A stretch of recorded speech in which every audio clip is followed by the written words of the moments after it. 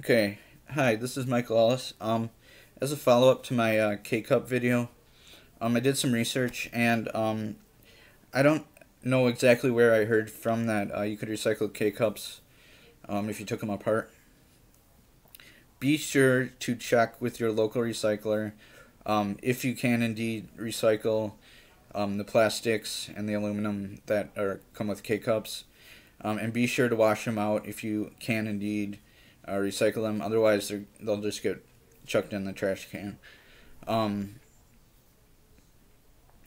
you have to check with the exact plastic that your K cups are made with, because depending on where you get your K cups from, like if they're a different manufacturer, whatever, the plastic may vary, and you got to check the little label on the bottom of the cup, the little recycler triangle, if they are indeed recyclable. The type of plastic that was used and you got to check with your local recycling and waste management company to make sure they do indeed recycle the K cups or the aluminum that come with the K cups. And thirdly, another cool tip I wanted to share with you is that some fungi can actually eat the plastic that come with K cups. And a third thing is, I wanted to share that I read another article, and it says that Keurig, at least their K cups, are going to be making theirs fully either compostable or recyclable. One of the two. Like they said, recyclable, but I assume they're going to make theirs soon compostable as well. Or no, not compostable. Yeah, never mind the compostable. Just recyclable. So but okay, yeah, never mind that. Um, the but the important thing I wanted to share was that there are fungi that can eat the plastic of the K cups. So if you actually shred them up real nice and put them in the soil or the coffee grounds, I guess, if you're growing oyster mushrooms, the oyster mushrooms will eat the plastic and produce fruiting mushrooms out of the coffee grounds and the plastic, and you can just dispose of them like that.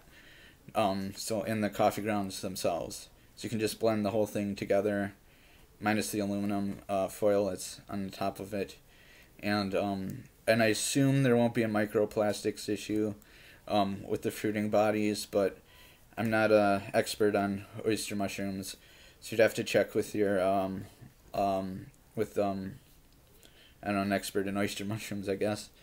But I just wanted to bring that up because it's a kind of a cool thing, like that too. So it's one way to dispose of the plastics that won't be hurting the environment. And it's cool to grow mushrooms in the winter. I'm in Wisconsin, so it's pretty cold and snowy winters, and I can imagine anywhere else in the U.S. It's kind of decline and production of agriculture as far as gardening and whatnot. It gets colder. So mushrooms can be a cool thing you can grow with the coffee grounds you get from your K cups and everything.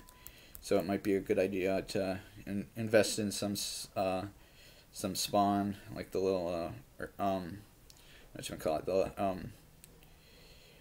the sorry, mind blank, the little fungi fruiting bodies, and the mass, oh, sorry, I can't describe it. I don't know, but the like whitish stuff, the mycelia. There you go. That's the word I was looking for.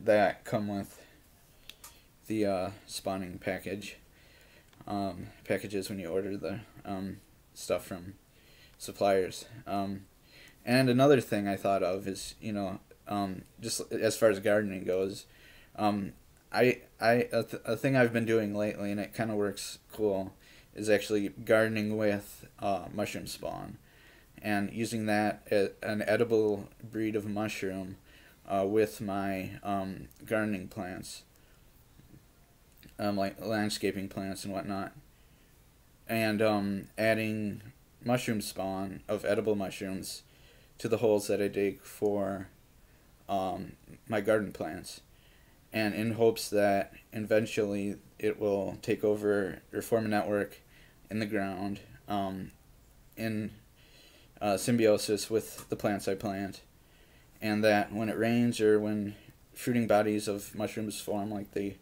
always do when the conditions are right, I'll then have edible mushrooms instead of just the poisonous or magic mushrooms that grow here. So yeah, so that's probably a cool thing to consider. So yeah, thanks for watching. This is Michael Ellis.